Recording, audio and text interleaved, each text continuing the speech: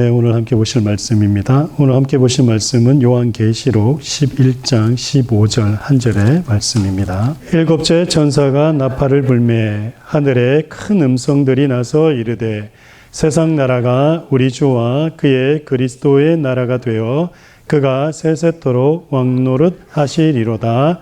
아멘. 지난주 말씀을 통해서 하나님은 예수 그리스도의 인격 안에서 친히 다스리기 시작하셨다라는 것을 함께 살펴보았습니다. 예수 그리스도 안에서 또 그로 말미암아 하나님께서 친히 다스리기 시작하셨던 것입니다. 여기서 그리스도의 인격에 대한 이해가 중요하다고 말씀을 드렸습니다. 다 같이 로마서 10장 10절 말씀을 한번 찾겠습니다. 우리 함께 읽겠습니다. 사람이 마음으로 믿어 의에 이르고 입으로 시인하여 구원에 이르느니라. 아멘. 로마서 10장 10절에서 뭐라고 말씀하고 있습니까? 사람이 마음으로 믿어서 어디에 이른다고 합니까? 의에 이른다라고 말합니다. 그리고 입으로 시인해서 구원에 이른다라고 얘기하는 겁니다. 그렇기 때문에 기독교의 구원은 믿음으로 의에 이르고 입으로 시인해서 구원의 이름을 이야기하고 있습니다. 그러면 구원을 얻기 위해서는 믿음이 중요한데요. 이 믿음은 어떻게 우리 가운데 만들어지는 겁니까?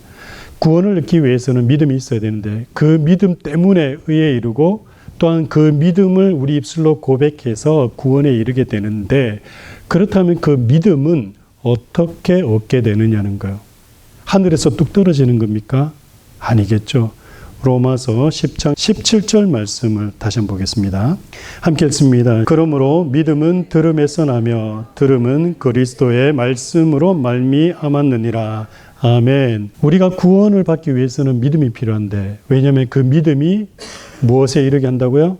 의에 이르게 하기 때문에 그리고 우리가 그 믿음을 입술로 고백함으로 구원이 완전하게 성취가 되는 겁니다. 그러면 그 믿음은 어떻게 얻게 되고 어떻게 발생이 되느냐라는 겁니다. 17절에서 얘기합니다. 믿음은 어떻게 된다고요? 들음에서 난다. 그리고 들음은 또 무엇으로부터 말미암는다고요? 그리스도의 말씀으로 말미암는다라고 말합니다. 그러면 여기서 말하는 그리스도의 말씀이란 무엇입니까?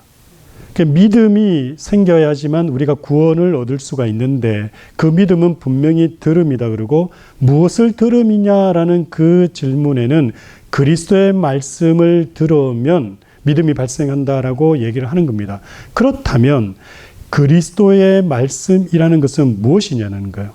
그리스도의 말씀이란 그리스도께서 하신 말씀이라고 해석하시는 분들이 많이 있습니다. 물론 틀린 말은 아니죠. 하지만 사도 바울이 로마서에서 말하는 그리스도의 말씀이란 그리스도에 관한 말씀입니다. 여러분, 그리스도께서 말씀하신 말씀과 그리스도에 관한 말씀은 내용이 다릅니다. 이해가 되시죠? 즉, 그리스도의 말씀이란 그리스도가 누구신가를 선포하는 말씀이라는 겁니다. 그렇기 때문에 그리스도가 누구신가를 선포하는 그 말씀을 들을 때 무엇이 발생한다고요? 믿음이 발생하는 겁니다. 그래서 우리는 이것을 뭐라고 부르냐? 복음이다라고 얘기하는 겁니다. 복음에 대한 정의를 하는 분들 가운데 복음이 무엇인지를 정확하게 이해하지 못하는 분들이 많이 있어요. 그저 교회에 와서 말씀을 들으면 그 말씀이 다 복음이다라고 오해를 하는 분들이 있다라는 겁니다. 하나님께서 그리스도를 선포함으로 구원을 얻도록 작정하셨기 때문에 다시 한 번 더요. 하나님께서 누구를 선포함으로요? 그리스도를 선포함으로 구원을 얻도록 작정하셨다라는 겁니다. 그래서 그리스도가 누구신가를 선포하는 말씀만이 무엇이 된다고요? 복음이 되는 겁니다. 아무나 다 성경을 들고 해석하고 자신의 신앙생활을 전한다고 해서 그게 복음이 되는 것이 아닙니다. 복음은 반드시 그리스도를 전할 때만 복음이 복음되는 겁니다. 그렇지 않으면 한낱 교양 강좌나 윤리 강의에 불과합니다. 아무리 크고 유명한 교회와 목회자가 설교가가 이 강대상에서 우리의 마음의 감동과 또 우리의 마음을 변화시킬 수 있는 화려한 미사오구를 써서 어떤 내용을 기독교적인 그러한 교양 내용들을 전달한다고 해서 딜리버리 한다고 해서 그것이 복음이 되느냐? 절대 아니라는 겁니다. 그리고 그러한 내용들이 그럼 우리를 구원할 수 있느냐? 절대 그렇지 않다라는 겁니다. 로마서 1장 16절 17절 말씀 한번 보겠습니다. 함께 읽습니다. 내가 복음을 부끄러워하지 아니하노니 이 복음은 모든 믿는 자에게 구원을 주시는 하나님의 능력이 됨이라. 먼저는 유대인에게요 그리고 헬라인에게로다. 복음에는 하나님의 의가 나타나서 믿음으로 믿음에 이르게 하나니 기록된 바 오직 의인은 믿음으로 말미암아 살리라 함과 같으니라. 아멘. 자, 사도 바울의 고백이 뭡니까? 나는 무엇을 부끄러워하지 않겠다고요? 복음을 부끄러워하지 않겠다라고 얘기합니다. 왜 그렇습니까? 이 복음에는 모든 믿는 자에게 구원을 주시는 하나님의 능력이 되기 때문에. 복음이 능력인데요. 어떤 능력? 하나님의 능력인데 어떤 능력이라는 겁니까? 모든 믿는 자들에게 구원을 주시는 하나님의 능력이 된다라고 얘기합니다. 그래서 이 복음에는 무엇이 나타난다고요? 하나님의 의가 나타난다고 얘기합니다. 로마서 10장 10절에서 뭐라고 얘기합니까? 사람이 마음으로 믿어 의에 이르고, 믿음으로 어떻게 된다고요? 의에 이르는 거예요. 그 의가 있어야지 구원받는 거예요. 여러분, 구원받기 위해서는 믿음이 필요한데 그 믿음은 무엇을 발생시키기 때문에? 의가 발생되기 때문에. 그래서 그 의가 중요한 거예요. 그런데 로마서 1장 16절에서 얘기하는 것은 그 복음이 어떻게 한다고요? 의에 이르게 한다. 그래서 복음과 믿음이 동일하게 사역하는 것을 보게 됩니다. 뿐만 아니라 믿음으로 믿음에 이르게 하나니 오직 의는 믿음으로 말미암아 살리라. 그래서 구원 얻게 하는 그 믿음이 바로 복음을 들음으로 일어나는 건데 그 복음의 핵심 내용이 무엇이라고요? 그리스도를 선포하는, 그리스도가 누구신지를 선포하는 그 내용만이 복음이 될 수 있다라는 것을 지금 성경은 말하고 있다라는 겁니다. 사도 바울은 이 복음이 부끄럽지 않다라고 말한 겁니다. 왜냐하면 복음은 모든 믿는 자들에게 구원을 주시는 하나님의 능력이 되기 때문입니다. 그리스도를 선포하는 그 복음에 하나님의 의가 나타납니다. 그렇다면 하나님의 의가 그러면 무엇입니까? 의란 하나님 앞에서 살 수 있는 권리입니다. 다시 한 번 더 말합니다. 제가 왜 이 말씀을 여러분에게 반복해서 드리냐면 오늘날 교회가요, 기독교 용어를 안 가르쳐줘요. 그러다 보니까 내 마음대로 해석을 하고 내 마음대로 그걸 이해를 하려고 해요. 그러니 오늘날 교회 안에서 가장 많이 발달된 게 뭐냐면 큐티라는 거. 그래서 우리 교인들은 제가 큐티를 안 시킵니다. 왜냐? 큐티가 망쳐요. 우리가 바른 교리를 모르는데 기독교 용어를 제대로 알지 못하는데 성경에 쓰여 있는 단어의 뜻을 우리 스스로 재해석하고 우리 스스로 만들어낸다고요? 그러면 이단입니다. 그래서 실은 그리스도인들은 큐티를 하는 게 아니에요. 우리는 성경을 있는 대로 읽고 믿는 겁니다. 그래서 이 성경을 바로 해석해 줄 수 있는 해석자가 중요한 거예요. 목사의 직분이 그런 역할을 하라고 있는 겁니다. 여하튼 간에 하나님의 의가 뭡니까? 의는 우리가 많이 들어봤는데 하나님의 의가 뭔지 몰라요. 여러분, 오늘은 반드시 이 의에 대해서 개념을 세워놓으세요. 의라는 것은 하나님 앞에서 살 수 있는 권리를 말하는 겁니다. 하나님의 의, 그리고 우리가 의를 가져야 된다는 것은 하나님 앞에서 살 수 있는 권리를 가졌다라는 의미예요. 그래서 의가 바로 하나님 앞에서 살 수 있는 권리를 말하는 겁니다. 하나님 앞에서 산다는 것은 무엇입니까? 바로 영생이죠. 하나님 앞에서 산다는 건 뭐죠? 영생이라는 말이에요. 왜냐하면 그분이 영원하신 분이시기 때문입니다. 그래서 복음이 중요한 겁니다. 그래서 그 복음의 내용이 중요한 겁니다.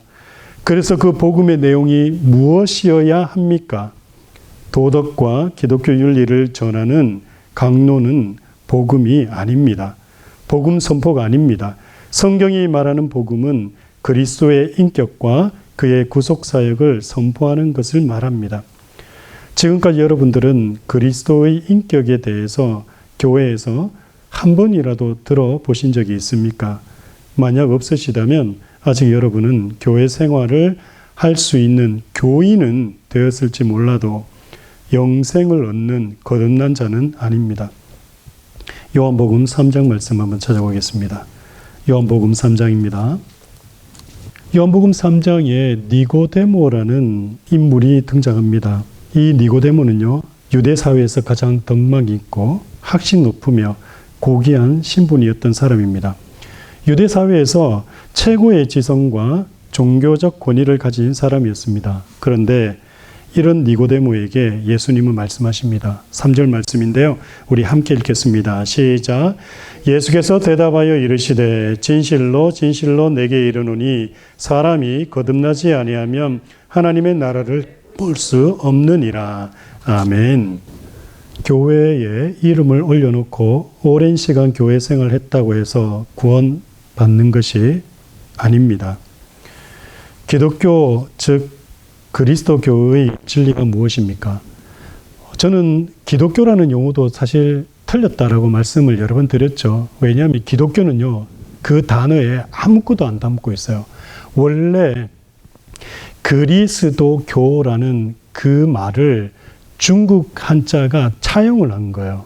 그래서 기리사독이었어요. 그리스도를 중국말로 번역할 때 기리사독으로 번역했어요. 거기다가 교회할 때 교자를 붙였죠. 그래서 원래는 기리사독교, 그러니까 그리스도교를 중국 표현으로 하려고 하다 보니까 기리사독교라고 했는데 너무 길잖아요. 그래서 한국 사람들이요, 그걸 줄여서 기독교라고 했습니다. 근데 사실은 기독교에는요, 아무 뜻이 없어요.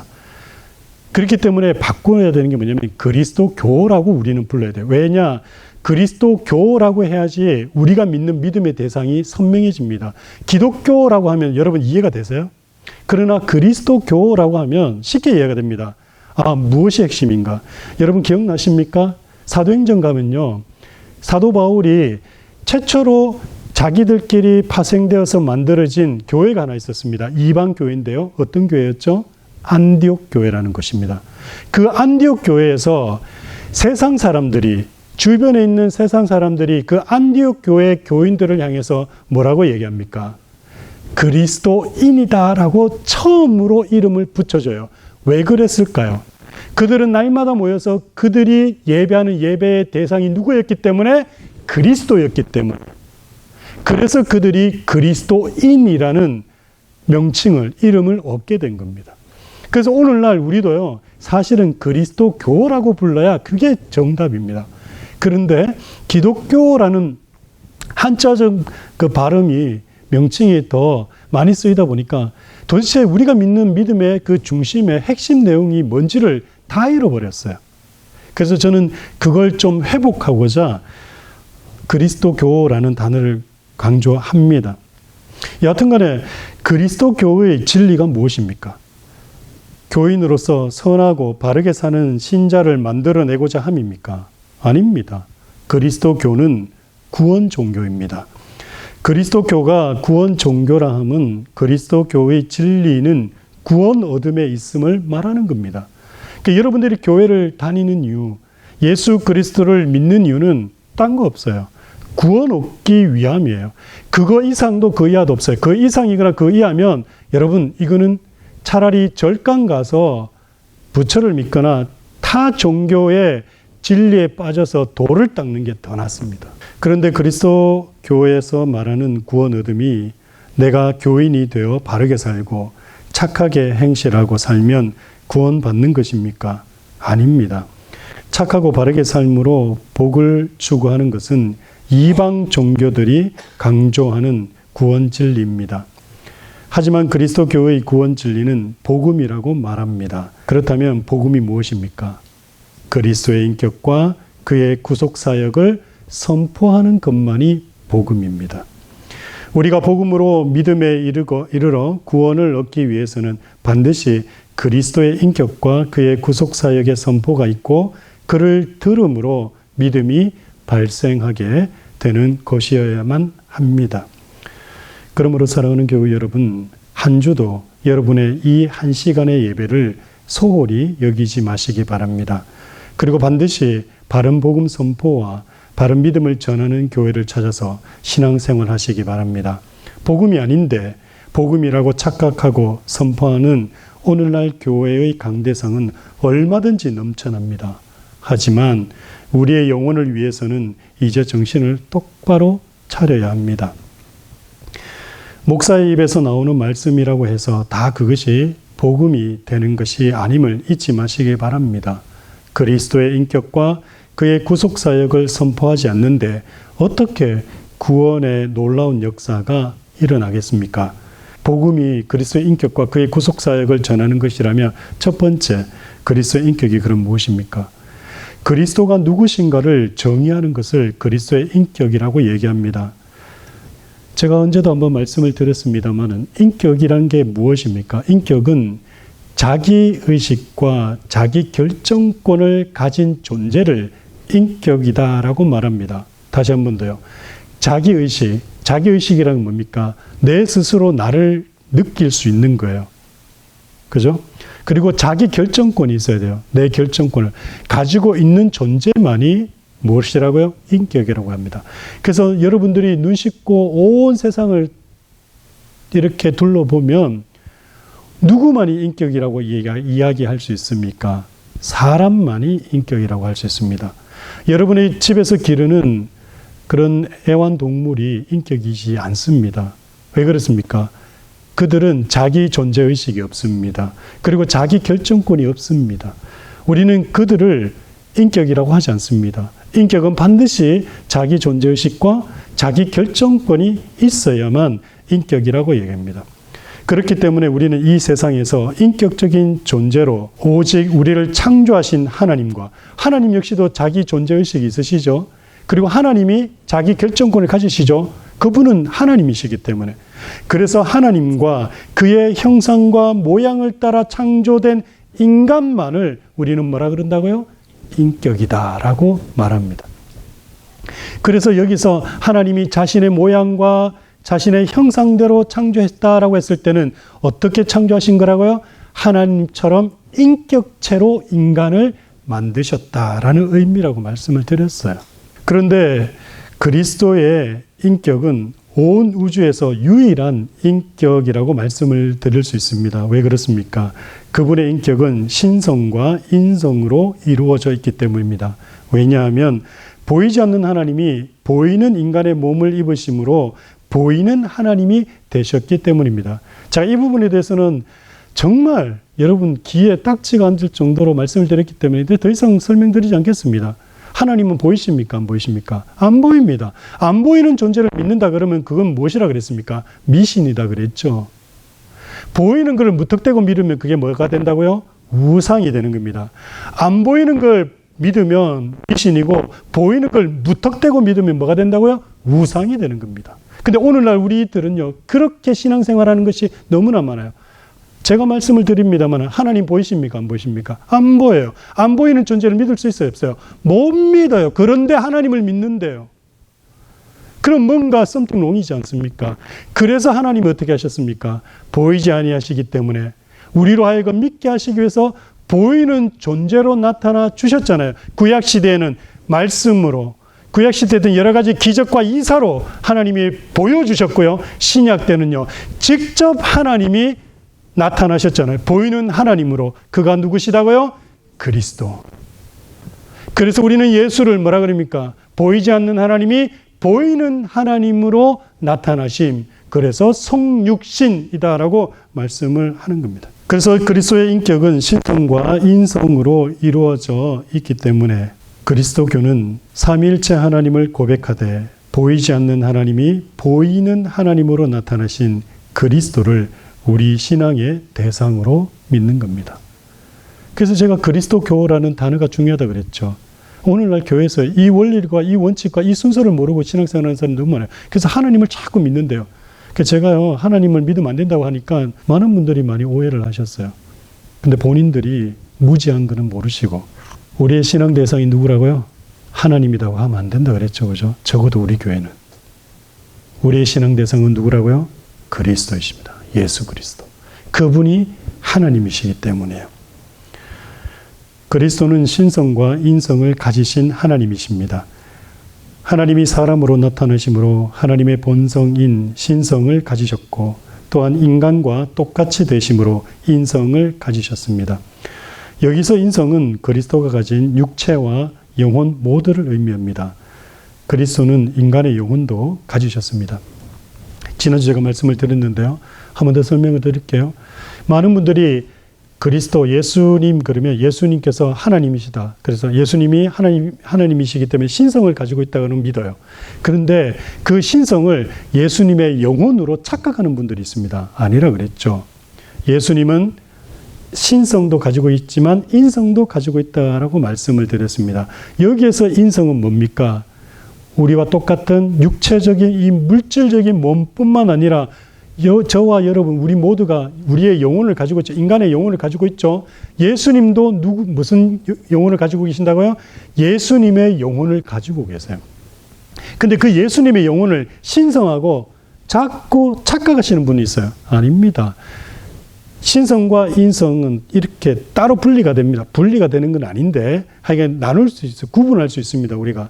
근데 그 인성 안에 또 육신과 뭐가 있다고요? 예수님의 영혼이 있어요. 마태복음에서 성령 하나님께서 창조하시잖아요. 예수님의 몸을, 예수님의 인성을 창조하신단 말이에요. 예수님의 인성을 창조하실 때 우리가 같은 이 육신만 창조하신 것이 아니라 예수님의 영혼도 창조합니다. 그래서 신성과 인성이 연합되어서 신비를 이루시는 분이에요. 그렇기 때문에 온 우주를 통틀어서 예수님의 인격만이, 그리스도의 인격만이 어떻다고요? 전무후무한 유일한 존재입니다. 그래서 그분이 독특하신 거예요. 인성에 대해서 이제 조금 이해가 되시면 이제 여러분들이 조금 더 나가야 되는 부분이 있습니다. 그렇다면 예수님은 의지가 있지 않았을까요? 의지가 있을 거 아닙니까? 의지.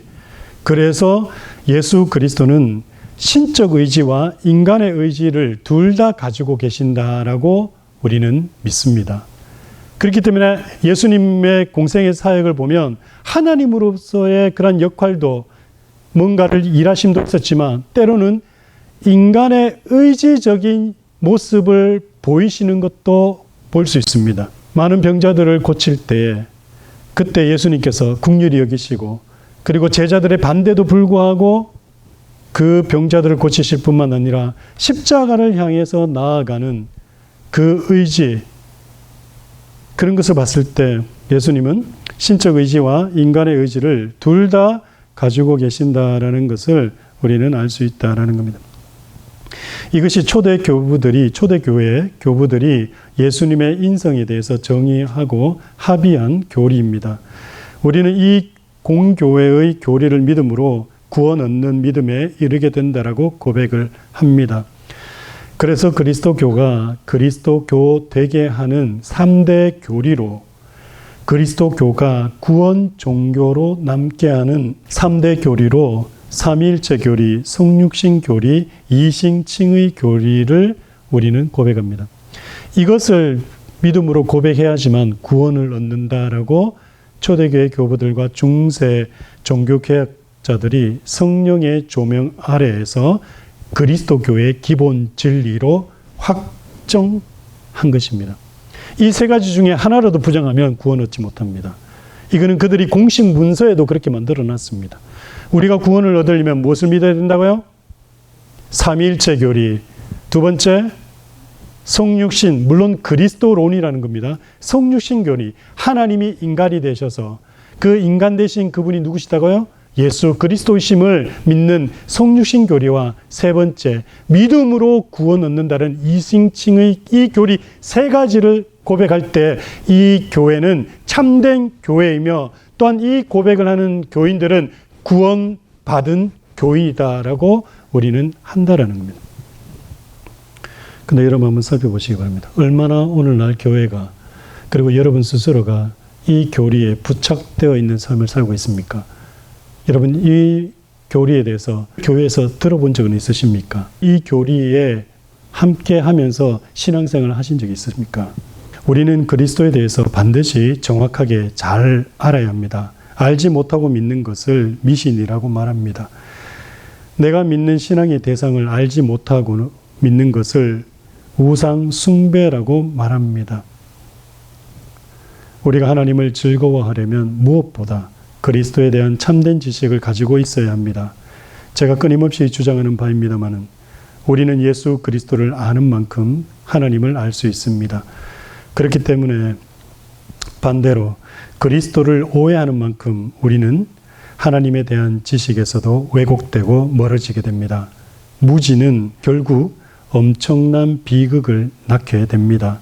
결단코 예수 그리스도에 대한 무지식은 구원 얻는 믿음에 이르게 하지 못한다라는 사실입니다.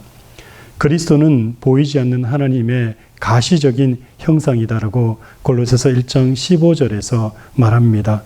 그러므로 그리스도를 보는 자가 아버지 하나님을 보게 되는 것이다 라고 예수님께서는 요한복음 14장 9절에서 말씀하셨습니다. 또한 그 누구도 아들을 제대로 알지 못하면서 하나님을 바로 안다라고 말할 수 없음도 잊지 말아야 합니다. 그래서 우리가 지금까지 이야기하고 왔던 하나님 나라에 대해서 말할 때도 하나님은 그의 인격 안에서 그리스도의 인격으로 그리고 그로 말미암아 다스린다라고 말하는 것입니다. 이 진리가 요한계시록 15장 15절에 분명히 기록되어 있습니다. 함께 읽겠습니다. 시작. 일곱째 천사가 나팔을 불매 하늘에 큰 음성들이 나서 이르되 세상 나라가 우리 주와 그리스도의 나라가 되어 그가 세세토록 왕노릇 하시리로다 하니. 아멘. 자, 여러분 잘 보세요. 이 말씀 보면서 어느 누구도 의심을 하거나 궁금해하지 않으셨을 거다라고 저는 짐작이 돼요. 그런데 여기에서 지금까지 여러분에게 강조했던 또 말씀드렸던 그리스도의 인격의 중요성이 나옵니다. 세상 나라가 우리 주와 그의 그리스도의 나라가 되어라고 되어 있죠. 자, 보세요. 세상 나라가 우리 주. 여기서 주는 누굽니까?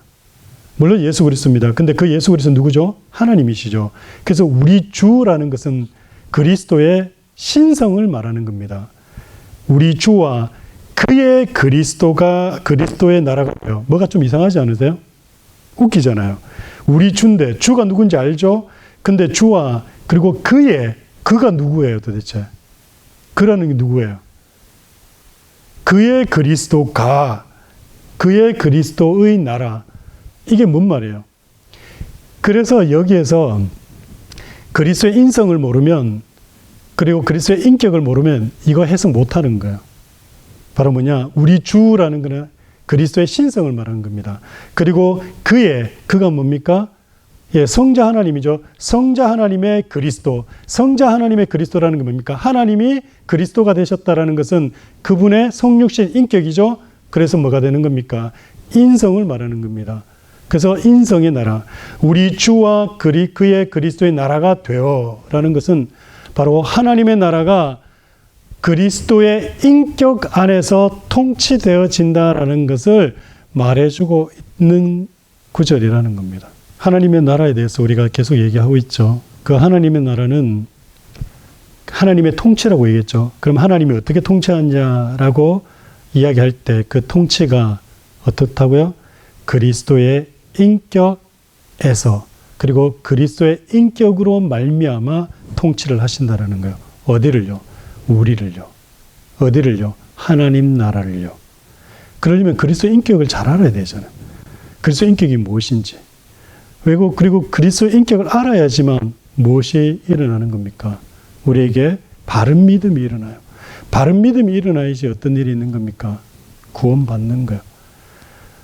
우리 마음대로 믿고 우리 마음대로 예배하고 우리가 아무리 예수라는 단어를 쓰고 종교적인 기독교적인 그리스도교적인 용어를 집중해서 모아서 이야기한다고 해서 구원받는 거예요? 안 받는 거예요. 오히려 그것이 우상이 될 수 있다고 제가 수도 없이 말씀드렸죠. 마지막으로 출애굽기 32장만 찾고 오늘 말씀 마무리하겠습니다. 출애굽기 32장입니다. 출애굽기 32장 내용은 어떤 내용인지 여러분 잘 아실 겁니다. 이스라엘 백성들이 이집트에서 모세에 의해서 출애굽해서 시내산까지 도착합니다. 그리고 시내산에서 하나님이 그들을 만나주시고 그들과 함께 언약을 맺으십니다. 어떤 언약입니까? 너희는 내 백성이 되고 나는 너희 하나님이 되겠다라는 언약 백성을 맺으시고 너희들은 이렇게 섬기라 라고 말씀하십니다. 그런데 문제가 발생하는데요. 어떤 문제인지 출애굽기 32장에서 말하고 있는데 한번 보시기 바라요. 제가 읽으면서 설명해 드리고 오늘 마칩니다. 백성이 모세가 산에서 내려오미 더딤을 보고 모여 백성이 아론에게 이르러 말하되 일어나라 우리를 위하여 우리를 인도할 신을 만들라. 이 모세 곧 우리를 애굽 땅에서 인도하여 낸 사람은 어찌 되었는지 알지 못함이니이다. 아론이 그들에게 이르되 너희의 아내와 자녀의 귀에서 금고리를 빼어 내게로 가져오라. 모든 백성이 그 귀에서 금고리를 빼어 아론에게로 가져가매 아론이 그들의 손에서 금고리를 받아 부어서 조각칼로 새겨 송아지 형상을 만드니 그들이 말하되 이스라엘아 이는 너희를 애굽 땅에서 인도하여 낸 너희의 신이로다 하는지라. 지금 아론이 뭐라고 지금 얘기합니까? 금송아지 만들어 놔놓고 이것이 바로 뭐라고요? 너희를 애굽 땅에서 인도해낸 우리 하나님이다 라고 얘기하죠. 5절. 아론이 보고 그 앞에 제단을 쌓고 이에 아론이 공표하여 이르되 내일은 여호와의 절일이니라. 지금 황금 송아지를 만들어 놔놓고 그리고 내일은 뭔 날이라고요? 예배하는 날이다 라고 선포하는 거예요. 그래서 내일 예배하려고 지금 다 준비를 하는 겁니다. 6절. 이튿날에 그들이 일찍이 일어나 대단하지 않습니까? 이 예배 한번 드리겠다고 일찍 일어났대요. 번제를 드리며 화목제를 드리고 백성이 앉아서 먹고 마시며 일어나 뛰놀더라. 여러분 이스라엘 백성들이 행한 행동 가운데 잘못한 게 있습니까? 여러분들 생각에는 잘못했네 우상을 만들었다 그게 틀렸다라고 생각하죠. 아니요.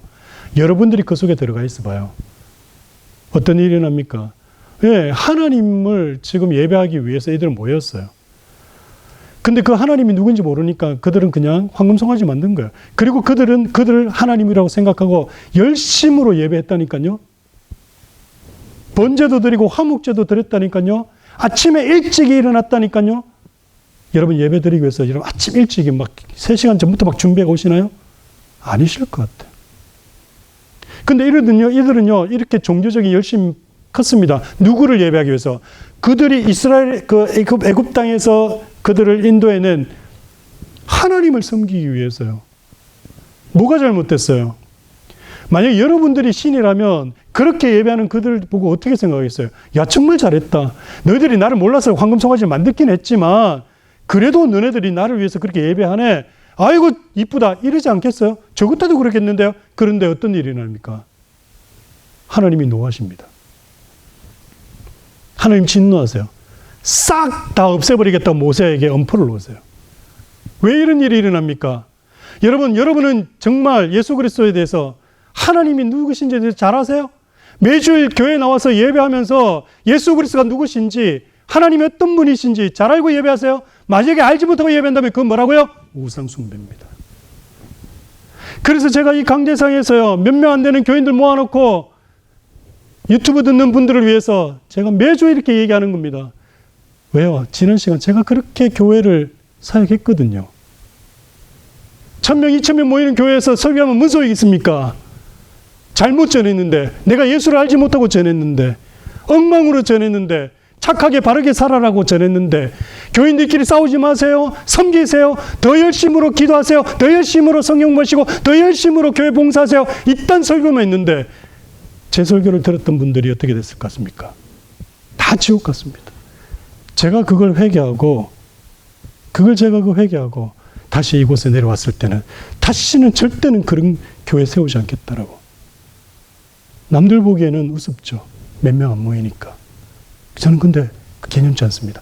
안 모였으면 좋겠어요. 저는 오히려 더. 왠지 아십니까? 제가 또 사람들 모이면 제가 또 옛날로 돌아갈 것 같아서요. 예수만 전하는 것이 아니라 그리스도교는 구원 종교입니다. 영혼을 살리는 종교입니다. 저는요. 너무 지금도 여기 계시는 몇몇 분 벅차요. 왜요? 저 한 영혼도 구원하기도 힘든데 제가요, 여러 명 구원할 수 있다고요? 아니요. 오늘도 제가 다짐하고 나왔습니다. 주님, 저는 그냥 전하기만 하겠습니다. 이제는 예수만 전하겠습니다. 마지막일 수 있습니다. 저와 여러분의 이 만남, 또 이 말씀이. 그래서 저는 여러분에게 오늘도 이야기합니다. 이제는 교회를 섬기지 마십시오. 우상을 섬기지 마세요. 정말 영원한 삶을 위해서 주 예수를 바라보고 그분을 향해서, 그리고 그분을 아는데 여러분의 전 남은 삶을 다 투자했으면 좋겠습니다. 제일 이 땅에서 어리석은 사람이 누구냐면, 교회에서 오랫동안 직분 받아서 섬기고 선한 일 하고 오랫동안 예배했지만 예수 그리스도 모르고 지옥 가는 분들이에요. 바라옵기는 이번 한 주간도 예수 그리스도가 누구신지를 깊이 알아서 그분의 삶을 나의 삶의 중심으로 모시고 사는 한 주가 되기를 소원합니다. 기도하겠습니다. 주 예수님, 지금까지 몰랐던 당신의 존재를 깨달아 알아가기를 원합니다. 우상이 아닌, 미신이 아닌, 내가 만든 예수 신이 아닌 성경에서 말하는 참된 예수 그리스도를 믿기를 소원합니다. 우리의 마음을, 우리의 영혼을, 우리의 영 안을 열어 주 예수를 아는 지혜에 이르게 하시고, 이번 한 주간도 주 예수가 내 삶의 주인이심을, 하나님이심을, 그리스도이심을 고백하는 믿음으로 보낼 수 있도록 인도해 주옵소서. 모든 것 주님께 감사드렸고 예수님의 이름으로 기도드립니다. 아멘.